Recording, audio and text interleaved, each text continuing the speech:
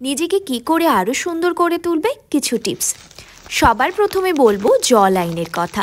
আমরা প্রত্যেকে চাই আমাদের জ লাইনটা অনেকটাই শার্প হোক। তার জন্য তোমরা অবশ্যই চুইংগাম খাওয়া প্র্যাকটিস করবে এবং গুয়াশা স্টোন দিয়ে ফেস ম্যাসাজ করবে। ওরাল হাইজিনের জন্য অবশ্যই দিনে 2 বার করে ব্রাশ করবে।